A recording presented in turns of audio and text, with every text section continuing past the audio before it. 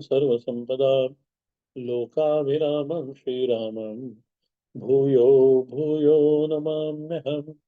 रामाय रामभद्राय रामचन्द्राय वेदसे रघुनाथाय नाथाय सीताया ततये नमः।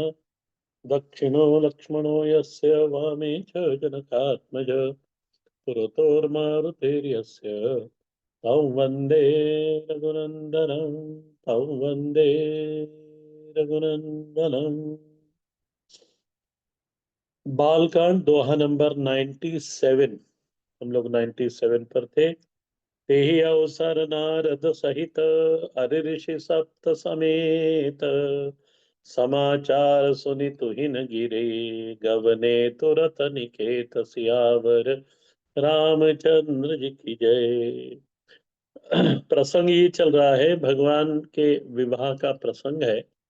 बारात हिमाचल राजा के यहाँ भगवान शंकर लेके पहुंच गए हैं। भगवान शंकर वर के रूप में वहां पहुंचे हैं और उनके जो वेश को देखकर और उनके साथ उनकी जो बारात को देखकर जो बालक लोग वहां के परेशान हुए, दुखी हुए और डर गए, भयभीत हुए, उसका वर्णन हमने देखा। और फिर किस तरह से पार्वती जी की माता श्री मैना जी वो भी बड़ी परेशान हुई, उनको देखकर भयभीत हुई और उन्होंने निर्णय करा कि मैं ऐसे बावले वर के साथ तो मेरी कन्या का विवाह नहीं करूंगी। और उन्होंने विधि को कोसा, श्री नारद जी को कोसा कि काहे नारद जी ने इस तरह के बावले वर के लिए मेरी कोमल सी छोटी कन्या से इतना तप करवाया। और वो अपने अंतःकरण में अंतःपुर में गोदी में लेकर श्री पार्वती जी को बैठकर विह्वल होने लगी, रोने लगी, विलाप करने लगी। और उसी अवसर श्री नारद जी को और सप्तऋषि को बुलाना भेजा कि जाओ, बोले नारद को बुला के लाओ, क्यों उसने मेरी कन्या के साथ, मेरे परिवार के साथ ऐसा करा। तब केवल नारद जी नहीं गए, उनके साथ सप्तऋषि भी गए। तेहि अवसर नारद सहित अरु अरु ऋषि सप्त समेत समाचार सुनि तुहि न गिरी गवने तुरत निकेत। नारद जी ने जाकर माता जी श्री मैना जी की सारी बात सुनी और बात सुनने के बाद उन्होंने कहा कि नारद जी ने मैना जी को कहा कि सुनो मैना, तव नारद सब ही समझावा पूरब कथा प्रसंग सुनावा। मयन सत्य सुनहु मम बानी जगदम्बा तव सुता भवानी। अजा अनादि शक्ति अविनाशी सदा शंभु अरदंग निवासिनी। जग संभव पालन लयकारिणि निज इच्छा लीला विपुधारिणी। जनमी प्रथम दक्ष गर जाई जास नाम सती सुंदर तनु पाई। ताऊ सती शंकर ही विवाही कथा प्रसिद्ध सकल जग माही। ताऊ सती शंकर ही विवाही कथा प्रसंग सकल जग माही। एक बार आवत शिव संगा देखे रघुकुल कमल पतंगा। भयो मोह शिव काहन कीन्हा भ्रम बस वेश सिय कर लीन्हा। सिय वेशु सती जो कीन तेहि अपराध शंकर परिहरी। धर बिरह जाई बहोरी पितु के यज्ञ जोगानल जरी। अब जन्मी तुमरे भवन निज पति लागे दारुन तप कियो। अस जानी संशय तजहु गिरजा सर्वदा शंकर प्रिया। सुनि नारद के वचन तब सब कर विटा मिटा विषाद। छन महु व्याप्यहु सकल पुर घर घर यह संवाद सियावर रामचंद्र जी की जय। ये अब आपको पूरा अभी तक की चौपाई समझ में आ गई होगी। कि नारद जी ने उनको दक्ष राजा की कन्या की पुत्री के से जो कथा सुनाई, और जो जो माता जी से अपराध हुआ वो सब सुनाया, भगवान शंकर से किस तरह से वियोग हुआ वो भी समझाया, और इस जन्म में उन्हीं को वापस पति के रूप में प्राप्त करने के लिए श्री सती जी ने कठोर तप करा, और आज वह अवसर आया जहां उनको भगवान पुनः अपने पति के रूप में मिलेंगे। इस तरह की सारी कथा सुनकर श्री मैना जी शांत हुई। न केवल श्री मैना जी, पूर्ववासी सभी शांत हुए, और अब श्री मैना जी और हिमवंत ने प्रेम से कन्यादान बड़े आनंद और प्रेम के साथ श्री पार्वती जी का कन्यादान भगवान शंकर को खा कर दिया।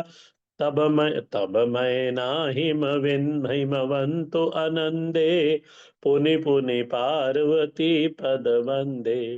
नारी पुरुष शिशु जुबा सयाने, नगर लोक सब अति हर्षाने। लगे होम पुर मंगल गाना, सजे सब ही आटक घटनाना। भांति अनेक भई, जिन जिन वारा, सूप शास्त्र जस कछु भई वारा। विवाह प्रारंभ हुआ। भोजन के बारे में जो सब अनेक प्रकार का भोजन बनाया गया। सोई जनवार की जाई बखाने, बसई भवन तेहु जातु भवानी। जहां पर भगवती स्वयं अन्नपूर्णेश्वरी का अवतार हुआ है, वहां पे भोजन का गोस्वामी जी कहते हैं क्या वर्णन हम कर सकते हैं। सादर बोले सकल बाराती, विष्णु विरंचि देव सब जाति। विविध पाति बैठे जनवारा, लगे परसो निपुसन सुआरा। नारी वृंद सुर जेवत जानी, लगी देन गारी मृदुबानी।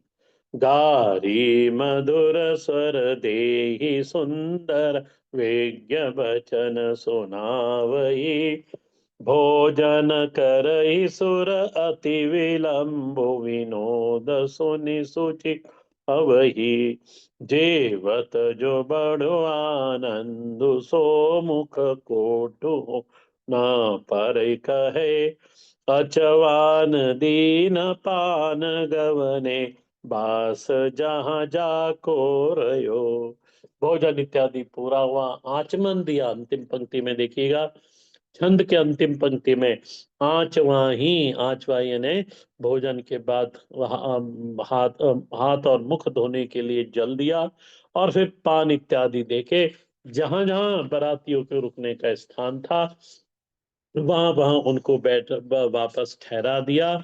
बहुरी मुनि हिमवंत कहूँ, लगन सुनाई आई। समय विलो की विवाह कर, पठय देव बुलाई। सियावर रामचंद्र जी की जय। बोली सकल सुर सादर कीने, सब ही जोथ जित आसन दीने। अब दूसरे दिन विवाह वो लगन लिखाया गया, और लगन लिखाने के बाद अब विवाह हो, पाणी ग्रहण संस्कार होगा। आगे मैं पाठ कर दे रहा हूं, जहां समझाने जैसा होगा आपको समझा दूंगा। बोली सकल सुर सादर लीने, सबई जथोजित आस दीने। वेदी वेद विधान संवारे, सुभग सुमंगल गावई नारी। सिंहासन अति दिव्य सुहावा, जाई न बरनि बिरंचि बना।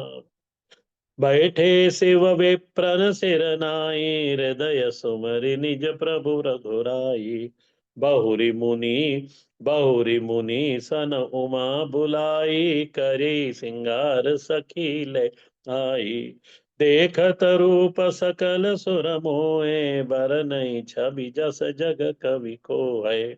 जगदम्बा जानी भव भामा, सुर न मनहि मन कीन्ह प्रणामा।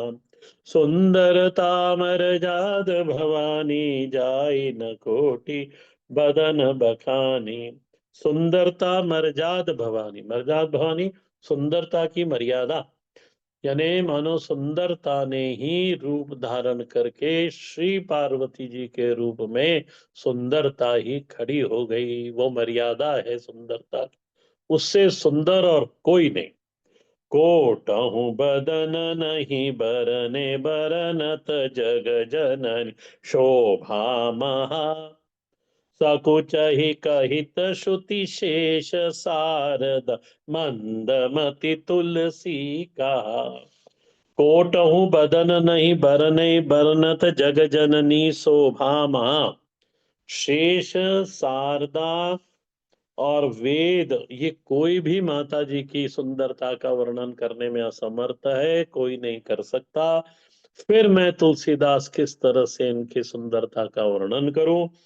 छवि खम छवि खानी मातु भवानी गवि मंद मध्य मंडप शिव जहाँ, अवलोकि सकहि न सकुचि पदि पद कमल मधुकर मनु मधुकर तहाँ। और फिर बड़ी संकोच करती हुई श्री पार्वती जी वहां मंडप के बीच में जाती है, जहां भगवान श्री शंकर विराजमान हैं।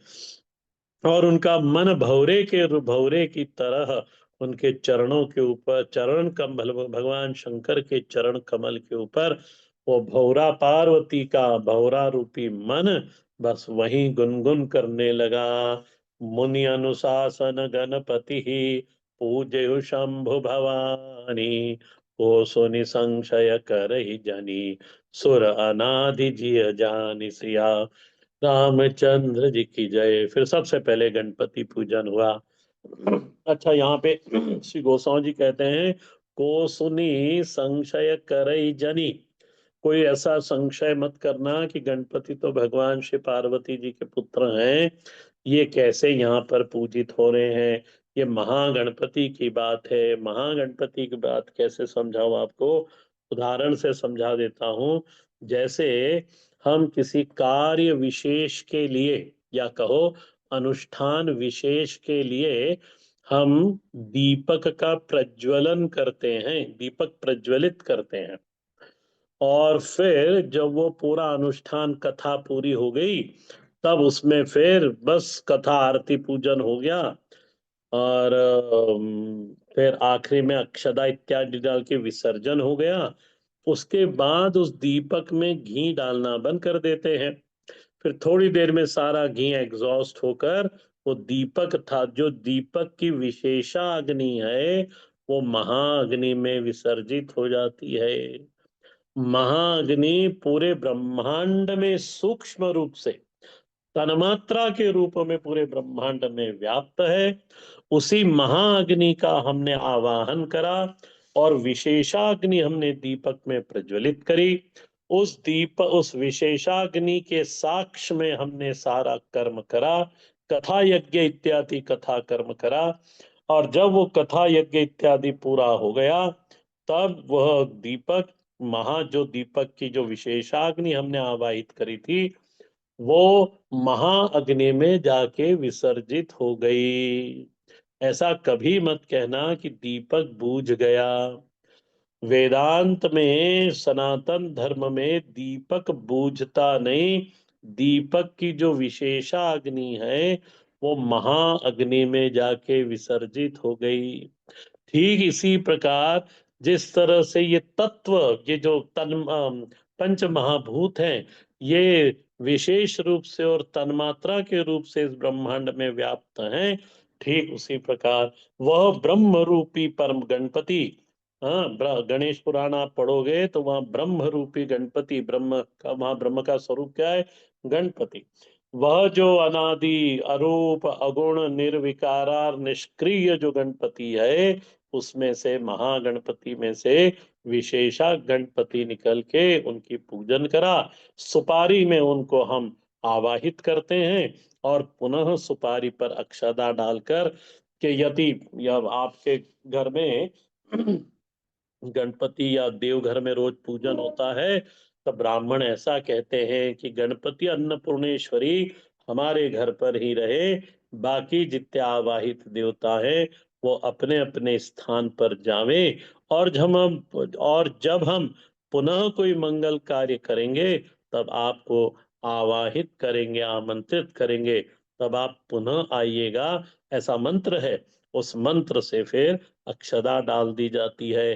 तो आपके फिर जो देवघर है, जहाँ पूजन कमरा है, वहां पे गणपति अन्नपूर्णेश्वरी तो रह जाते हैं, और बाकी जितने नवग्रह इत्यादि देवता हैं ये सब वापस चले जाते हैं। इसी प्रकार से यहाँ पर भी विशेष गणपति का आह्वान करा। एक गीता प्रेस गोरखपुर में एक अंक निकला था, गणेश अंक। यदि आपको मिले तो उसमें बड़े सुंदर सुंदर आर्टिकल हैं। भगवान गणपति की उपासना विधियां भी बताई गई हैं, भगवान गणपति का रहस्य भी बताया गया है। सुंदर ग्रंथ है, और नहीं तो फिर वो सब गणेश पुराण में से ही लिया गया है। तो आप गणेश पुराण भी पढ़ सकते हैं, उसमें गणपति के बारे में सब कुछ दिया है। तंत्रों के गणपति अलग होते हैं, उनका उसमें उल्लेख नहीं है। उसमें आगम ग्रंथों में तंत्र के गणपति, आजकल जैसे आप कभी यूट्यूब देखते होंगे तो इसमें श्री विद्या करके खूब चलते लोग आजकल उसके पीछे हैं। तो उसी में ही एक महागणपति होते हैं। अब उनका स्वरूप फिर अलग होता है, वो तंत्र के अंतर्गत आ जाते हैं। वो इस पुराण में मेरे को इसमें पढ़ने को नहीं मिला, न गणेश अंक में पढ़ने को मिला, न मेरे को उसमें पढ़ने को मिला पुराण के अंदर। वो तो आगम ग्रंथों में उसका वर्णन है, जो काशी में श्री करपात्री जी महाराज के द्वारा लिखित ग्रंथ है, उसमें उसका वर्णन मिला। नहीं तो शाक्त प्रमोद करके एक तंत्र का ग्रंथ है, उसके अंदर उनका वर्णन मिलता है। ठीक ठीक है, आप लोग उसमें इंटरेस्टेड होंगे तो आगे देखेंगे, नहीं तो फिर यहाँ तो इतना समझ लो। को सुनि संशय करई जनी सुर अनादि जिय जानी। ये सुर जो गणपति हैं, देव हैं, ये अनादि अनंत है महाराज, ब्रह्म स्वरूप है।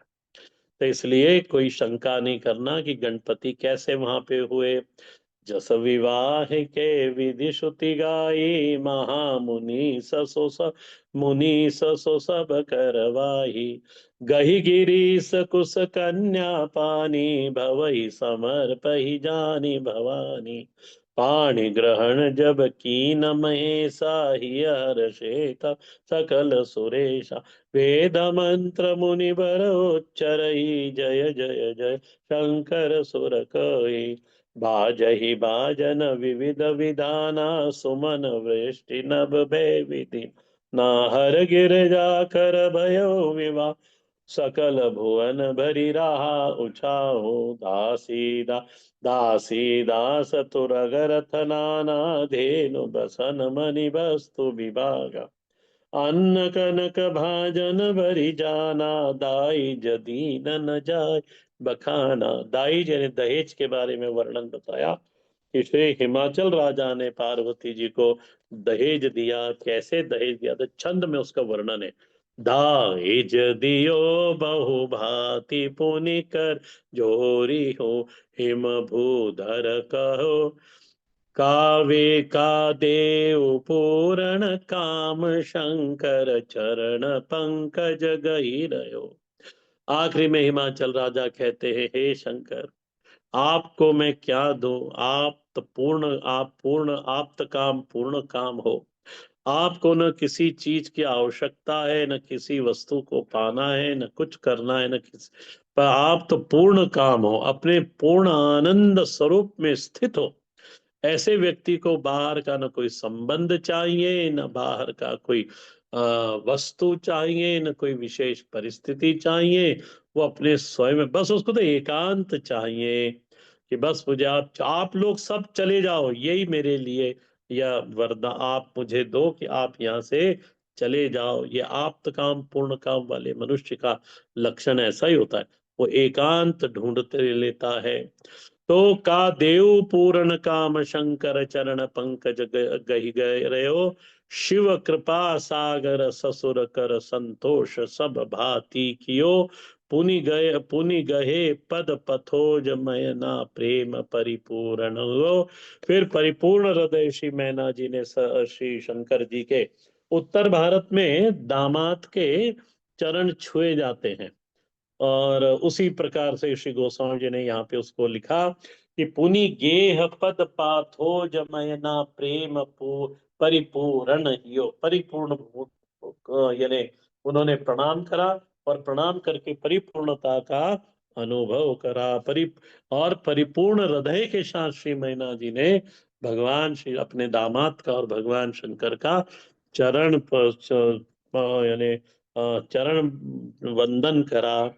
नाथ उमा मम प्राण सम ग्रह किंकिर करे क्षमो सकल अपराध अब होई प्रसन्न बर देव सियावर रामचंद्र जी की जय। और फिर मैना जी कहती हैं, हे नाथ, हे भगवान शंकर, उमा मम प्राण सम, ये जो उमा है मेरी पार्वती है, बोले मेरे प्राण है। बोले आप इसको ग्रह किंकरी करहूं, और बोले इसको बोले अपनी दासी बना के रखिएगा। और बोले यदि कोई अपराध करे, पुरानी माताएं बोलती थी, आज की माताएं तो कोई ऐसा न माताओं को समझ है न बेटियों में इतनी अकल है कि उनको ये समझाओ। पर पुराने लोग कहा करते थे कि नाथ उमा मम प्राण समग्र किंकिर रहेऊ क्षमो सकल अपराध अब होई प्रसन्न वर देहो। बोले और जब आप प्रसन्न हो तो बोले इसको जरूर वर देना और उसको प्रसन्न कर देना। इस तरह से विदा किया महाराज। बहुविधि शंभु सासु बहुविधि शंभु सासु समुझाई गवनि भवन चरण चरण सिर नाई। जननी उमा बोली तब लीना लय छंग सुंदर सिक दीनी। करहु सदा शंकर पद पूजा नारी धर्म पति देव न दूजा। बचन कहत भरि लोचन बारी बहुरी लायुरलीन कुमारी। देखना, इसको समझना। करे हो सदा शंकर पद पूजा, ये श्री मैना जी पार्वती जी को समझा रही हैं, सीख दे रही है ना। जननी उमा बोली तब लीना लय उछंग सुंदर गोद में बिठाकर सीख देती है माँ विदा करने के पहले। और क्या सीख दी? करेऊ सदा शंकर पद पूजा नारी धर्म पति देव देव न दूजा। पति के अतिरिक्त कोई दूसरा देव होता नहीं है। बचन कहत भरे लोचन बारी बहुरी लाई उरलीन कुमारी।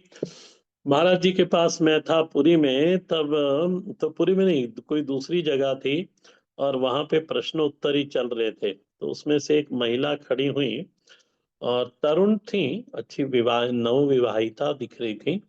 और उन्होंने महाराज जी से प्रश्न करा कि महाराज जी, मेरे पति की जितनी तनख्वाह है उतनी तनख्वाह मेरी भी है। उसने तो बहुत सारी पहले भूमिका बनाई।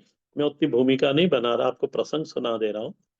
तो उन्होंने उसका मूल प्रश्न ये था कि जितनी उनकी तनख्वाह है उसकी तनख्वाह है उतनी तनख्वाह मेरी है।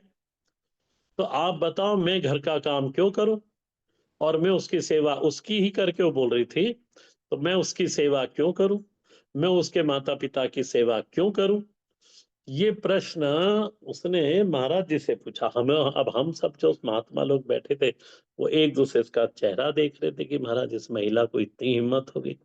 महाराज जी से ऐसा प्रश्न पूछ लिया। महाराज जी शांत थे। उन्होंने कहा, वो खड़ी रही, नहीं तो वो जनरली बैठा देते हैं कि आप बैठिए मैं उत्तर देता हूँ। और वो महिला खड़ी रही, और महाराज जी ने भी नहीं कहा उनको बैठने के लिए। तो उन्होंने कहा कि आप मेरे को बताइए बताएं कि आपका धर्म सम्मत विवाह हुआ है कि अर्थ सम्मत विवाह हुआ है। तो उस महिला ने कहा धर्म सम्मत विवाह हुआ है, अग्नि ब्राह्मण के बीच में साक्ष्य में हमारा विवाह हुआ है। तो है ना, धर्म की रीति से धर्म सम्मत विवाह हुआ है ना।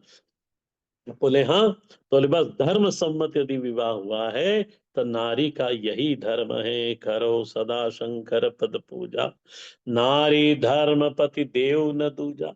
और उन्होंने कहा कि यदि आपका अर्थ सम्मत विवाह होता तो फिर जो आप कह रही हैं ठीक है, कि काहे हम पूजा हम उसकी सेवा करें और काहे हम उसके माता पिता की सेवा करें।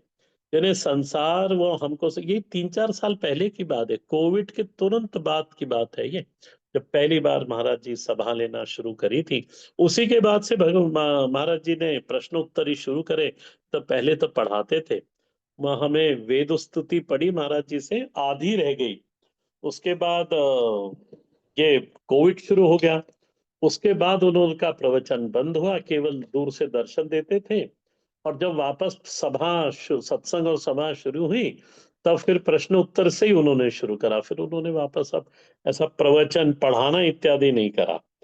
तो हम सब देख रहे थे कि देखो अब समाज के पतन को देखना चाहिए।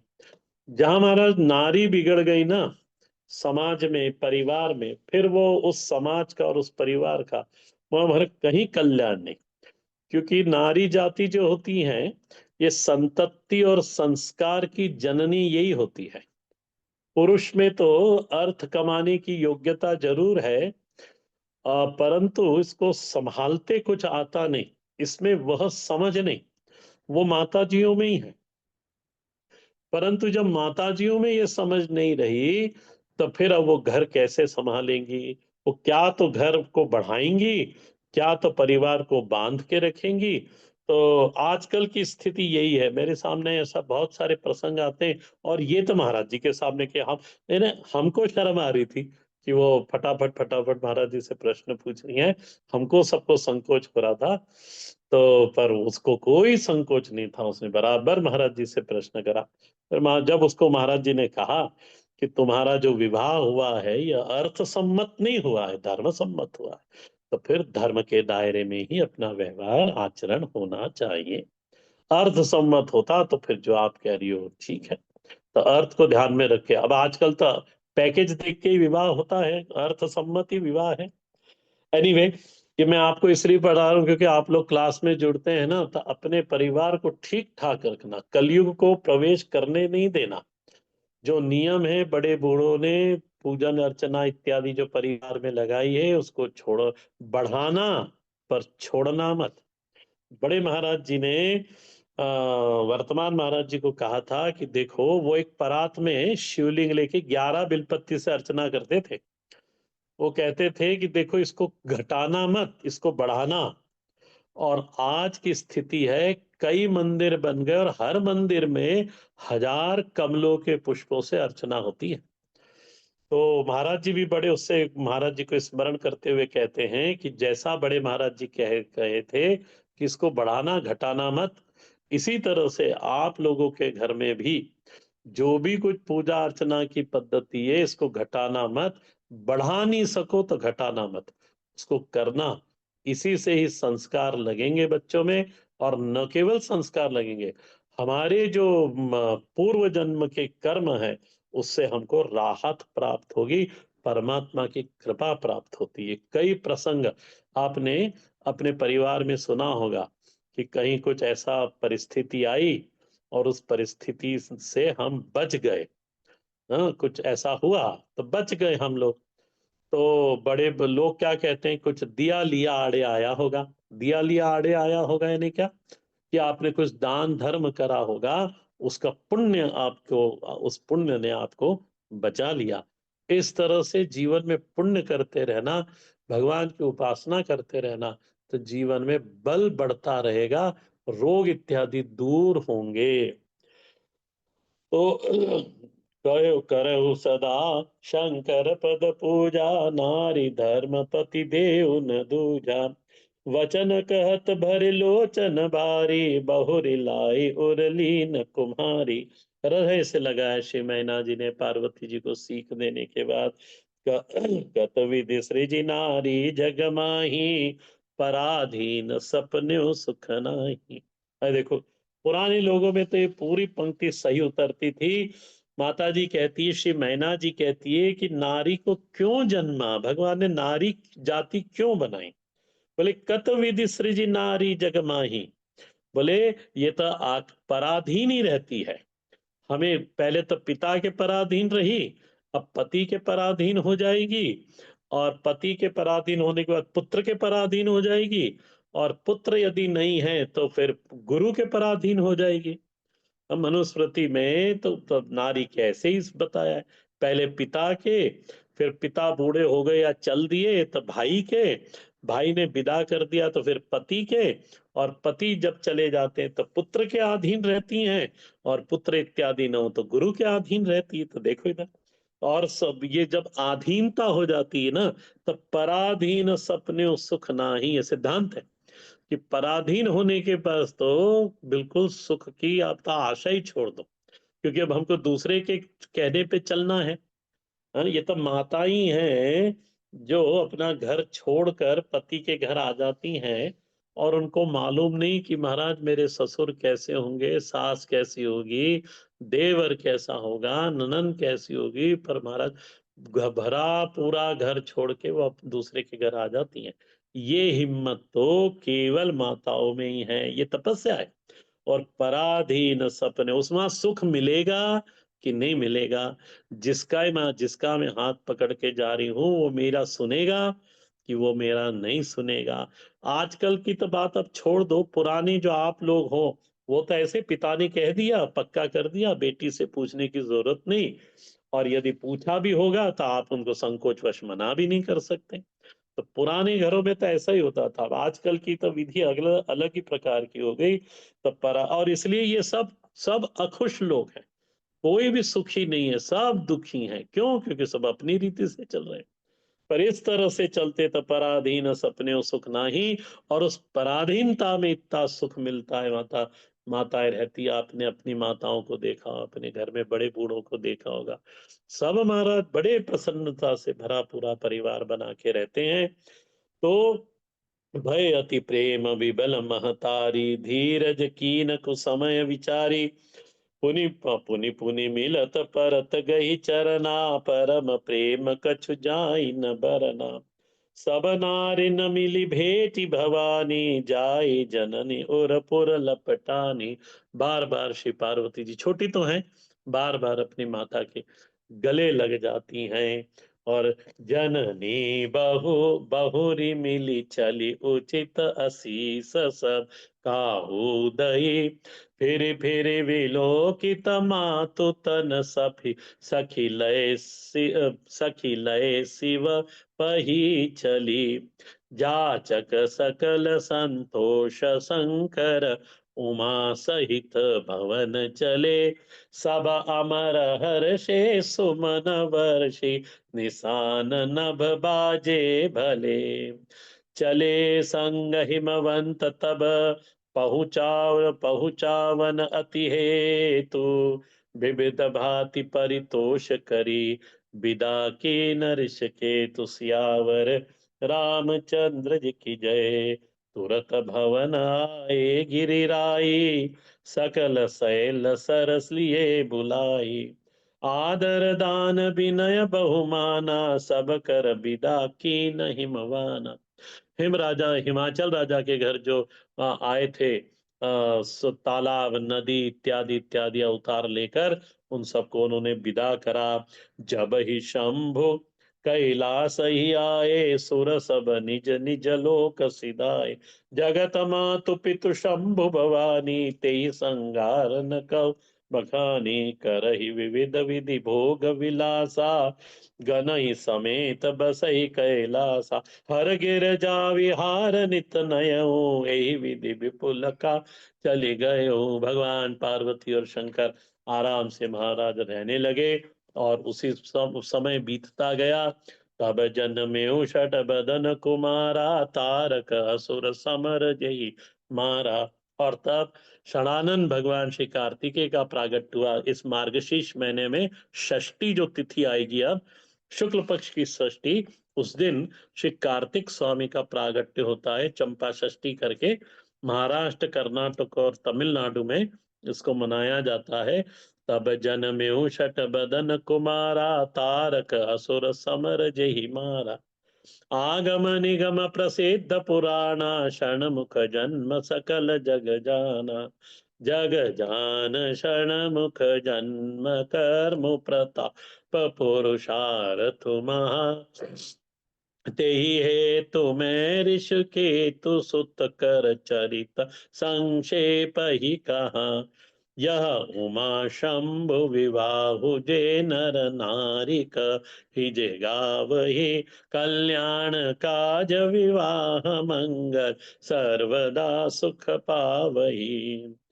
चरित सिंधु गिरिराज रमण वेदन पावहि पार भरने तुलसीदास कमी किमी अतिमति मंद गवारु सियावर रामचंद्र जी की जय।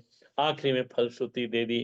कल जो यह भगवान शंकर और पार्वती के विवाह के ये प्रसंग को पढ़ता है सुनता है, उनके घर में बोले कल्याण, उनका कल्याण होता है, और उनके घर में विवाह कार्य यदि होने वाला हो तो वह भी होके विवाह मंगल सर्वदा सुख पावही।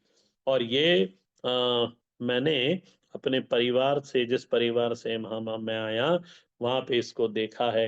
हर चाहे चाहे लड़की का विवाह हो या लड़के का हो, 2 दिन पहले शिव पार्वती विवाह होता है, और शिव पार्वती विवाह होने के बाद गणपति पूजन, शिव पार्वती विवाह और कुल देवताओं की पूजा, और फिर विवाह। ये हमने हमारे परिवार में देखा, और मैंने देखा महाराज सभी कुछ सफल होता है फिर वहां पर। तो इसलिए सब कुछ हो ना हो पर उत्सव जरूर, ये शिव पार्वती विवाह तो जरूर होते देखा है मैंने, तो वहां से ये सीखा मैंने परिवार से। और चरित सिंधु गिरिजा रमण वेद न पावहि पार, भगवान शंकर और पार्वती जी का जो चरित्र है, इसका तो वेद भी पार नहीं पार कर सकते हैं। फिर मैं तुलसीदास किस तरह से गाऊं, अपनी बुद्धि के अनुसार जो मैंने सुना वो मैंने आपको सुना दिया। उसके ऊपर कार्तिक भगवान के लिए उन्होंने कहा, जग जान षणमुख जन्म कर्म प्रताप पुरुषार्थ महा। इनकी 6 माताएं थी, शिव पुराण के अंदर इनकी कथा आती है, इसलिए इनको षडानन, इनके इसलिए 6 मुख हुए इनके। हे हे तुम्हें ऋषिकेतु सुत कर चरित संक्षेपित कहा, बोले इसलिए मैंने, क्योंकि आप सब जानते हैं गोस्वामी जी बोल रहे हैं, इसलिए मैंने इनका चरित्र संक्षेप में आपको कह दिया। अब महाराज जब भगवान का विवाह हो गया, तारकासुर मारा गया, अब जब इनका गृहस्थ सुंदर से चलने लगा, तब श्री पार्वती जी पूर्व जन्म का प्रश्न लेकर भगवान शंकर के पास पहुंचती है, जो हम अगली क्लास में उनके प्रश्नों को देखेंगे। पार्वती जी 18 प्रश्न पूछती हैं, यदि आप निशान लगा सको तो लगा लेना, मैं तो सीधे सीधे पढ़ दूंगा और बताते जाऊंगा। और उन प्रश्नों का उत्तर में भगवान श्री शंकर रामचरितमानस की प्रवृत्ति करते हैं, उनको सुनाते हैं। हर हर महादेव। आपदां परहर्तारं दातारं सर्व संपदां लोकाभिरामं श्रीरामं भूयो भूयो नमाम्यहम्। रामाय रामभद्राय रामचंद्राय वेदसे रघुनाथाय नाथाय सीताया पतये